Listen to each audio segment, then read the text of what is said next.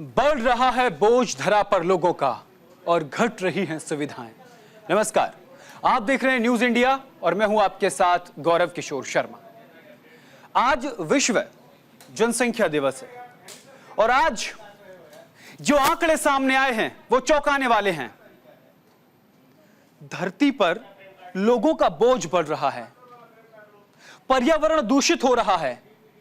इसके पीछे कौन जिम्मेदार है? मैं बात सिर्फ भारत की नहीं बल्कि वैश्विक स्तर पर करूं तो वैश्विक स्तर पर भी भारत नंबर 1 पर चला गया है। लेकिन भारत में नंबर 1 पर जाने के बाद कौन सी परेशानियां आएंगी? आज इन तमाम बातों का हम जिक्र करेंगे अपने इस खास कार्यक्रम में। मुल्क, मुस्लिम और आबादी।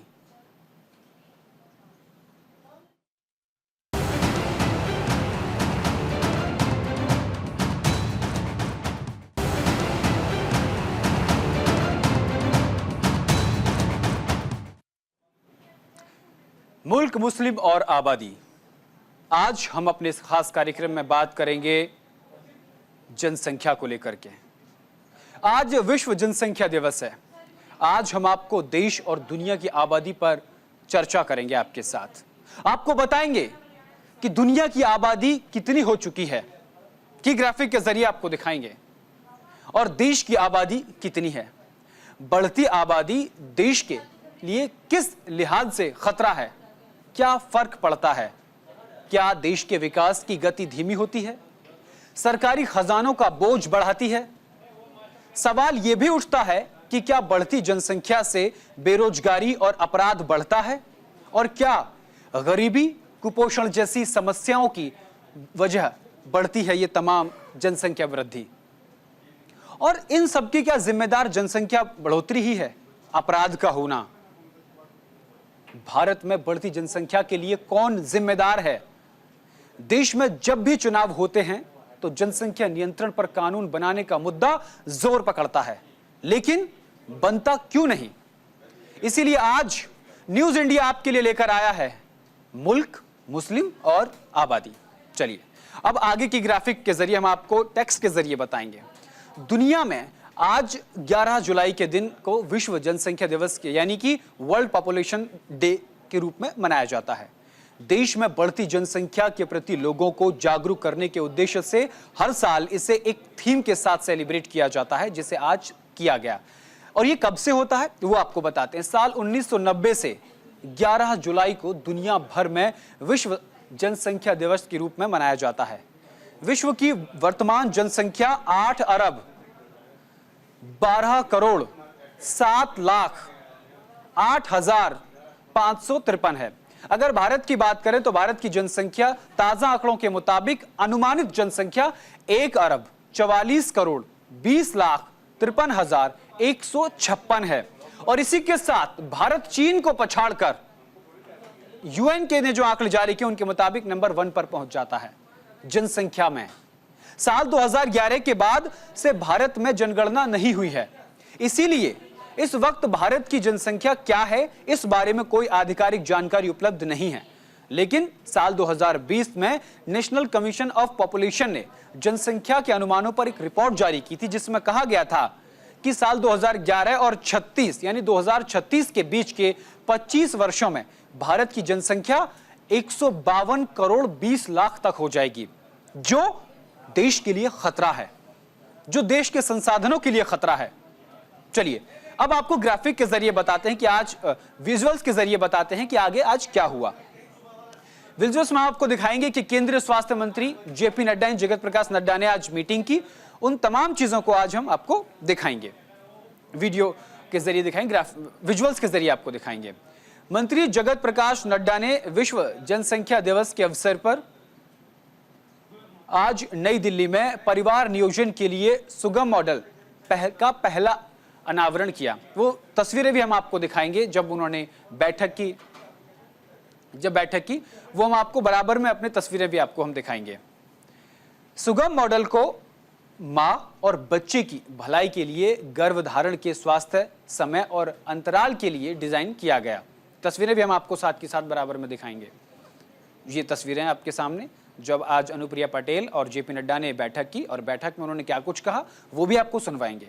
वहीं कई राज्यों के स्वास्थ्य और परिवार कल्याण विभाग के साथ एक वर्चुअल बैठक में जेपी नड्डा ने इस बात पर प्रकाश डाला कि आज का दिन भारत में परिवार नियोजन के अतीत, वर्तमान और भविष्य का आत्मनिरीक्षण करने का अवसर है। उन्होंने कहा कि आगामी रणनीतियों को राष्ट्रीय परिवार स्वास्थ्य सर्वेक्षण के आंकड़ों के साथ लागू किया जाना चाहिए और उच्च जनसंख्या दर वाले राज्यों पर विशेष ध्यान देना चाहिए। इस दौरान केंद्रीय स्वास्थ्य मंत्री के साथ केंद्रीय स्वास्थ्य राज्य मंत्री अनुप्रिया पटेल भी मौजूद रही। अब हम आपको सुनवाएंगे कि केंद्रीय स्वास्थ्य मंत्री जेपी नड्डा ने क्या कुछ कहा और साथ ही साथ केंद्रीय मंत्री गिरिराज सिंह ने किस तरीके से बढ़ती जनसंख्या पर हमला बोला। दोनों बयान आपको सुनवाएंगे। जब हम वर्ल्ड पॉपुलेशन डे की बात करते हैं तो ये हम सबको एक तरीके से पॉपुलेशन को कंट्रोल करना और फैमिली प्लानिंग को सुदृढ़ करना, इसके रीअफर्मेशन का और कमिटमेंट के प्रति अपनी जो सोच है उसको उजागर करने का और उसको स्थापित करने का दिन है। ये वर्ल्ड पॉपुलेशन डे एक तरीके से मंथन करने का भी दिन है कि हम आज के दिन ये तय करें कि where we started from, where we have to go and how far we have reached and what are the bottlenecks which we are facing from time to time which needs to be addressed. हम सबके लिए खुशी की बात है कि भारत सरकार स्वास्थ्य मंत्रालय लंबे समय से इस बात के लिए सजग रहा है और हमारा एफर्ट और हमारा कमिटमेंट कंटिन्यूअस रहा है, कंसिस्टेंसी रही है। We have not been jumping from one program to another program. We are not jumping from one strategy to another strategy. But we have maintained a consistency. We have improvised our strategies. But along with it, we have also tried to see to it that whatever we had done in the past, that is also maintained. And how it can be improved and improvised, इस बात को हम लोगों ने ध्यान में रखा है। आबादी सामाजिक समरसता के लिए, विकास के लिए, क्योंकि हम दुनिया के 20% आबादी भारत में है। हमारे पास जमीन नहीं है, प्रति व्यक्ति 2011 के अनुसार है हेक्टेयर 0.12 और पानी 2.5% है। इसलिए जरूरत है कि अब एक कड़ा कानून लाएं, ऐसा कड़ा कानून जो हिंदू, मुसलमान, सिख, ईसाई, बौद्ध, जैन सभी पर समान रूप से हो। एक कड़ा कानून जो ना माने उसकी वोटिंग राइट समाप्त कर देनी चाहिए, उसे सरकारी योजनाओं से वंचित कर देना चाहिए, उस पर कानूनी कार्रवाई करनी चाहिए। ऐसा कानून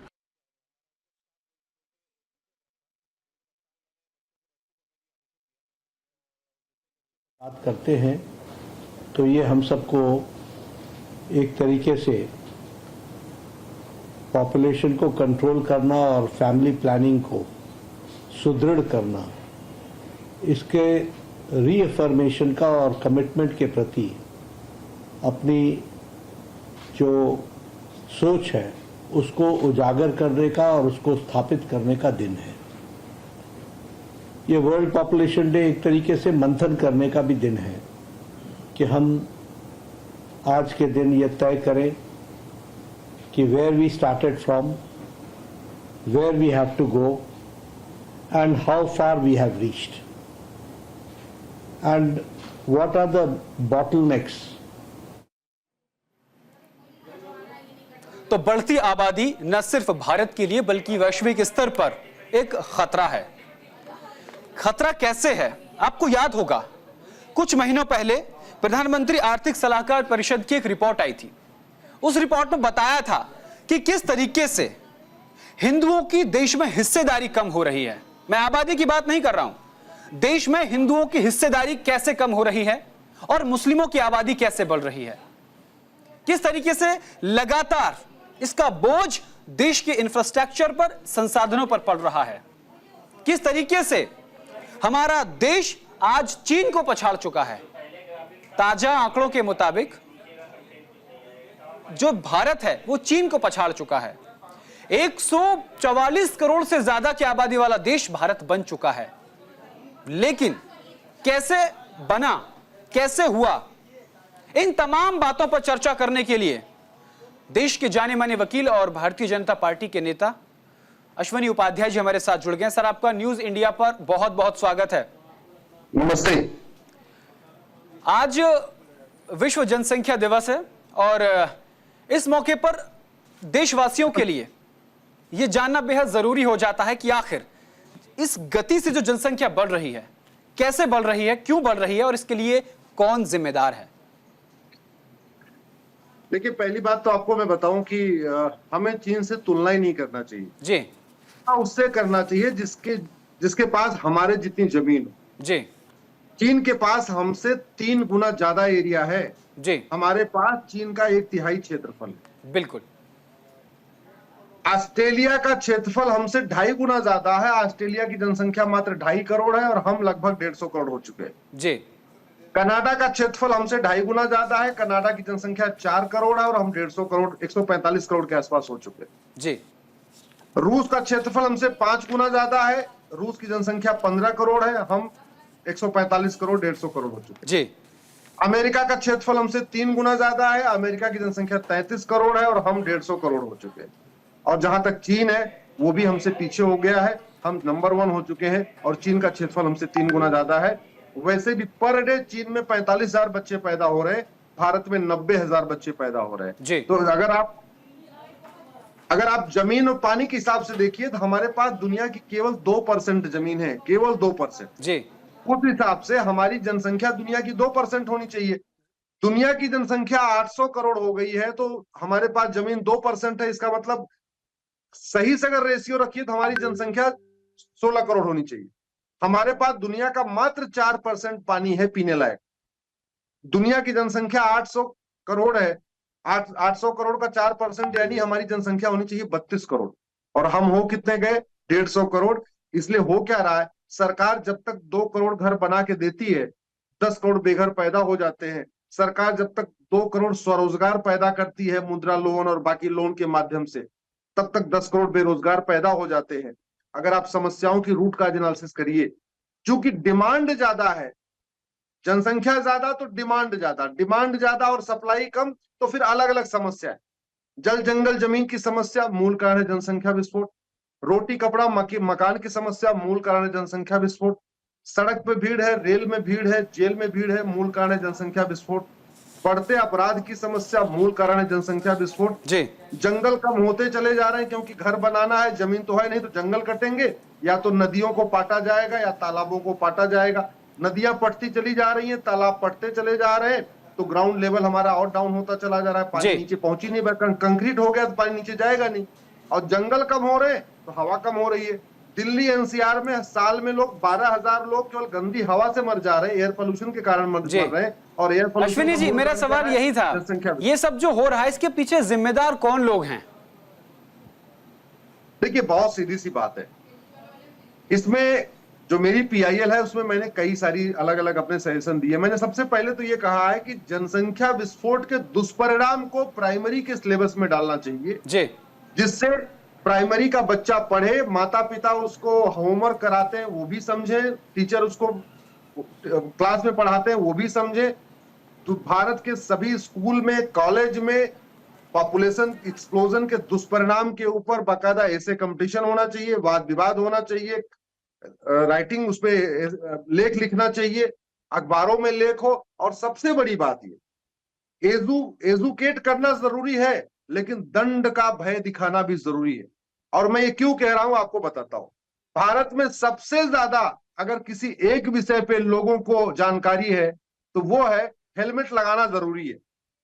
इसके बावजूद हेलमेट का अगर कानून हटा दिया जाए, ट्रैफिक रूल हटा दिया जाए, तो लोग फिर बिना हेलमेट के घूमना शुरू कर देंगे। जी। जबकि हेलमेट से अपनी सुरक्षा होती जी। है, हेलमेट से अपनी शरीर तो ठीक रहती है, जी। और हेलमेट पहनना अच्छा है इसके जी बावजूद। अश्विनी जी, तो मैं एक इसलिए कह रहा हूं, एक जो राष्ट्रीय समस्या खड़ी हो गई है, टैक्स पेयर टैक्स दे के परेशान है, व्यापारी बेचारे इनकम टैक्स जीएसटी दे के परेशान है, मिडिल क्लास इनकम दे के परेशान है, इनकम टैक्स दे के परेशान है, और हो क्या रहा है, गरीबी बढ़ती जा रही है। जब भारत की जनसंख्या 40 करोड़ थी तो भारत में 4 करोड़ गरीब थे, यानी 10% लोग गरीब थे। जी। अब भारत की जनसंख्या 145 करोड़ हो गई है, तो 81 करोड़ लोगों को मुफ्त में राशन देना पड़ रहा है। जो मुफ्त राशन दिया जाता है वो गरीबों को दिया जाता है, इसका मतलब 41% लोग गरीब हो गए। जी। सिचुएशन ये है, सरकारी हॉस्पिटल के बाहर जो लाइन लगी है, सुबह भीड़ लगी है, क्यों?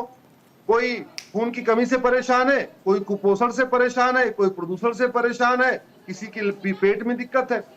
दुनिया की सबसे ज्यादा डायबिटीज के पेशेंट कहां? भारत में। सब ज्यादा कोलेस्ट्रॉल के पेशेंट कहां? भारत में। सब ज्यादा लोग आत्महत्या कहां कर रहे हैं? भारत में। क्यों? जी। क्योंकि जनसंख्या विस्फोट बर्दाश्त से बाहर हो चुका है। जी अश्विनी जी, तरीका यही है, जी। इसके लिए बाकायदा कानून कठोर हो, और कानून में ये नहीं कि आप केवल चुनाव लड़ने पर रोक लग जाएगी या सरकारी नौकरी पर। अरे भैया, कितने लोग चुनाव लड़ते हैं भारत में? जी। कितने लोग सरकारी नौकरी मिलती है? ये तो आपको कठोर करना पड़ेगा भाई। जो हम दो हमारे दो मानेगा, उसको भारत का नागरिक माना जाएगा। जो हम दो हमारे दो नहीं मानेगा, उसकी नागरिकता खत्म होगी। जनसंख्या नियंत्रण संविधान में भी लिखा हुआ है, किसको नागरिकता देनी है, किसको नागरिकता नहीं देनी है, ये भी संविधान कहता है, आर्टिकल 11, कि सरकार इस पे कानून बना सकती है। तो मुझे लगता है जब तक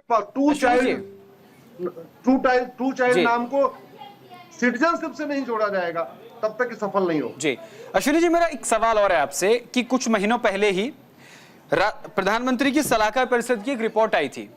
उस रिपोर्ट में यह दावा किया गया था कि हिंदुओं की हिस्सेदारी लगातार बढ़ती जा रही है और मुस्लिम आबादी लगातार बढ़ रही है। यानी ये 65 वर्षों का आंकड़ा था 2015 तक का, 2024 तक का भी आधिकारिक आंकड़ा नहीं आया है। तो क्या इसको उससे भी जोड़कर देखा जा सकता है जो संसाधनों में परेशानी आ रही है? हम क्या उसकी कल्पना कर सकते हैं? मैं रोकना चाहूंगा, लेबनान, ईरान, इराक, क्या ऐसा हो सकता है भारत में भी? मेरा यह मानना है कि दुनिया के सबसे 10 खुशहाल देशों को देख लीजिए, 10 सबसे विकसित देशों को देख लीजिए, जिसको हम डेवलप्ड कंट्री उसको देख लीजिए, और दुनिया के पायदान में सबसे नीचे 10 को देख लीजिए, एक ही अंतर नजर आएगा। जहां पे पॉपुलेशन कंट्रोल पॉलिसी ठीक से अपनाई गई, वो विकसित कर गए। चीन का डेवलपमेंट क्यों हो गया? उसने हम दो हमारे दो अपना लिया। लेकिन सर बाद में तो चीन ने वन चाइल्ड पॉलिसी जो है वो खत्म कर दी बाद में। हाँ, अब आप इटली को देख लीजिए, इटली में ज्यादातर बुजुर्गों की संख्या बढ़ गई है, युवा कम है इटली में। चीन से केवल इतनी गलती हुई कि उसने हम दो हमारे दो लागू करने के बाद हम दो हमारे एक कर दिया। मैं हम दो हमारे एक का समर्थक नहीं हूं। हम दो हमारे एक ठीक नहीं होती, हम दो हमारे दो बैलेंस रखता है। उसमें जितने लोग बुजुर्ग होते हैं उतने जवान आ जाते हैं, इसलिए उसमें सिस्टम ठीक बरकरार रहता है। मेरा ये मानना है कि अब समय आ गया है, क्योंकि जैसे डेमोग्राफी, आप जो बार बार डेमोग्राफी की बात कर रहे हैं, तो मैं आपको फैक्चुअल आंकड़ा बताता हूं जी। भारत के बॉर्डर पे टोटल 300 तहसीलें हैं। मतलब नेपाल बॉर्डर देख लीजिए, बांग्लादेश बॉर्डर देख लीजिए, म्यांमार का बॉर्डर देख लीजिए, पाकिस्तान का बॉर्डर देख लीजिए, केरल, गोवा, महाराष्ट्र, गुजरात का समुद्र वाला बॉर्डर देख लीजिए।